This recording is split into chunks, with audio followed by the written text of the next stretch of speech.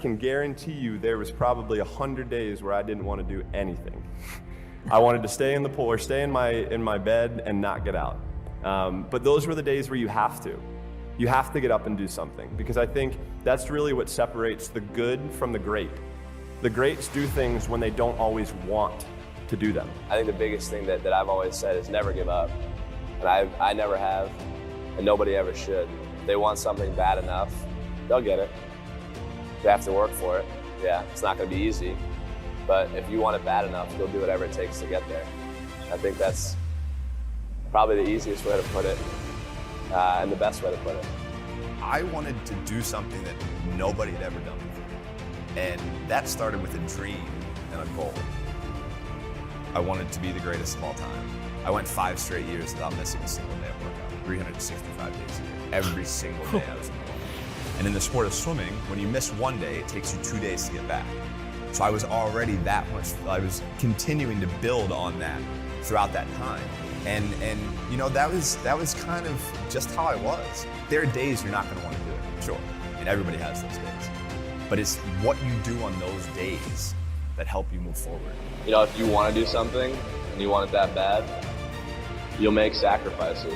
And you know, growing up for me as a kid, I made a lot of sacrifices that I didn't seem that they were a big deal, and I don't think of them as being a big deal right now. You know, there were Saturdays or Fridays where, you know, I'd give up going to a dance or hanging out with my friends because I had workout the next day. But those things that I gave up, you know, were things that I wanted to help me get to my goal.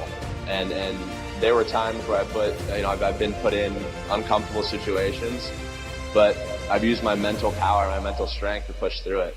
I think that's how you can look at any of the athletes in the world. I mean, Tiger, the guy has a busted knee and still comes and destroys the rest of the field. You know, that's the thing. It's like people don't make excuses. You know, some of the best athletes, or the greatest athletes in the world, do things when they're uncomfortable. You know, everybody can compete when they're feeling good, happy, excited, rested. But it's the best people who can overcome when they're tired, sore, not in the great mind, you know, not in the best mindset.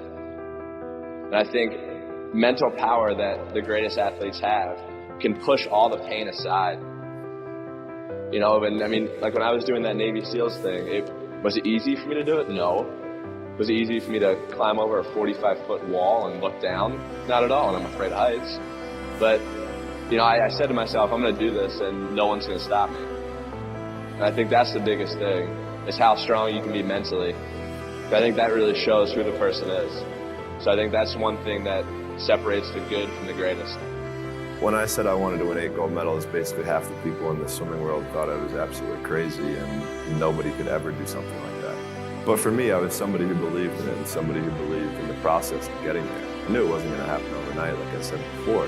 But every little small thing that we did was a small stepping stone in order to even be able to have that chance and that opportunity to do what I did in 2008. So, you know, when I say from 2002 to 2008 was basically trial and error.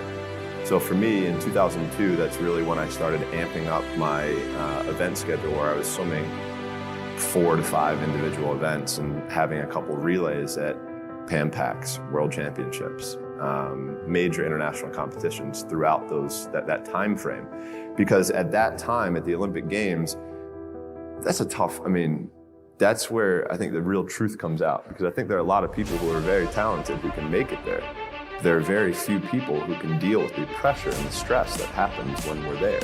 So that's why I say we had to make sure that we were physically, emotionally, and mentally ready, because I had to be ready to be able to kind of manage my emotions through that week. Yeah, winning a gold medal is absolutely incredible. There's nothing better than standing on a podium listening to your national anthem play after you had just won a gold medal. But for me, I'm somebody who I knew that I had 7 other events after the first day. So I have to throw that in the back of my head. I got to throw that race out. Even though if even like in 08, I broke a world record, won my first gold medal. I was like, cool, things are starting really well. So I have to put that behind me to then get ready for the next race. And on top of that, I have to make sure I'm eating the right amount, I'm sleeping the right amount, my body is as fresh as I can possibly be. So that means sitting in an ice tank, getting massages, getting stretch, all of these small things that end up adding up to major end result. And that was something that we learned through that process. So for us, we always also tried to compare. Every day is a new challenge, right? Every day is a challenge, is a day that we can prepare ourselves even more. So for us, we would call it putting money into the bank. So at the end of the year, when we had a major international competition, we could withdraw that money that we had saved throughout the year. And look, I'll be the first one to tell you, there were a lot of days where I did not want to get out of bed. And I guarantee you, if I ask the question here, if everybody is excited to get out of bed every single day, if I saw a hand, I'm going to blatantly call you a liar. Because we all know that is far from the truth. But if you have those little small goals, those little small things that get you excited when you don't want to, it's going to make it even better and even easier at the end when you're getting ready for a presentation at the end of the year, or this or that, whatever event you're leading up to.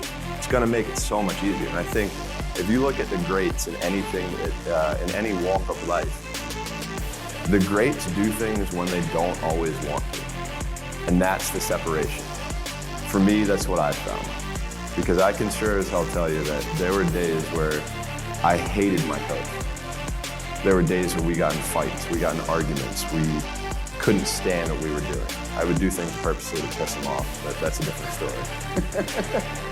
But, you know, I think that was just really how we worked. Like, he was somebody who was so perfect for me that if I ever swam for anybody else, I never would have had the chance to do what I did, because he challenged me in ways and forced my mind to think differently.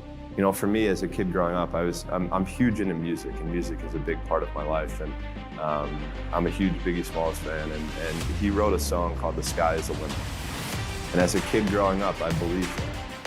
I believed that whatever I put my mind to, and if I was willing to make sacrifices, and I was dedicated, that I could achieve absolutely anything. You still think? I still do. You know, for me, it was trying to I mean, the process. I guess that's what it was. We were figuring out the process of what we had to do in order to stand up and be able to compete against the best in the world. So yeah, it was just the process of it all. So for me, it was easy to kind of push through it because I wanted it so bad. You know, I mean, I had these quotes, I had these goals, I had, you know, all of these things taped in my locker that I saw every day, you know, when I got out of bed. And I think the biggest thing is during the days where I didn't want to go, or I was tired, I was sore, this, that, or the other, I still went. Because if I'm gonna go to practice and I'm gonna get 10%, 20%, 30% out of that day, it's better than getting 0. So I was always taking steps forward. And that's why everything worked out.